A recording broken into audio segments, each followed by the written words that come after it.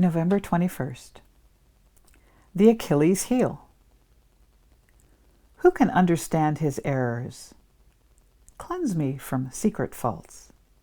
Psalm 19:12. At first, I thought it was a swan. Moments later, I wished it had been. As I arrived at work late one afternoon, I noticed the picture on the front page of the evening newspaper being read by the receptionist. At first glance, I thought it might have been a photograph of a swan at a nearby lake. Having worked overnight, I was unaware of that day's major international news story.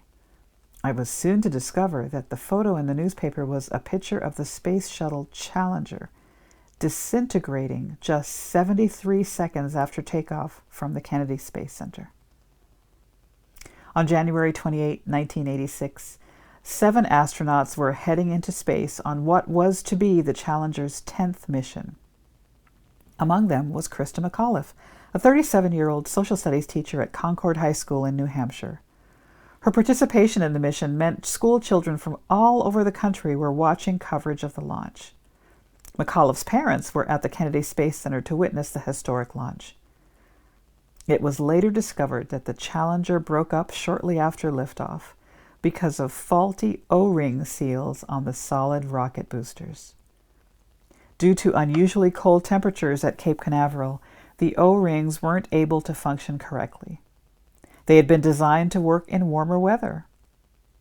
A vehicle weighing 4.5 million pounds was undone by O-rings weighing a few ounces. The Challenger had a fatal flaw, not unlike many people who possess a spiritual Achilles heel. Judas was a thief. Solomon, David, and Samson succumbed to lust. Achan, Ananias, and Sapphira, and the rich young ruler were covetous, while it was pride that caused the fall of Lucifer and led the world to be trapped in sin. In each case, one sin grew until it consumed an entire life. Solomon wrote that the little foxes spoil the vines, Song of Solomon 2:15. A cherished secret sin will ultimately do great damage if it is not surrendered to God. Far better to yield little sins to God than to see a human weakness become a fatal flaw.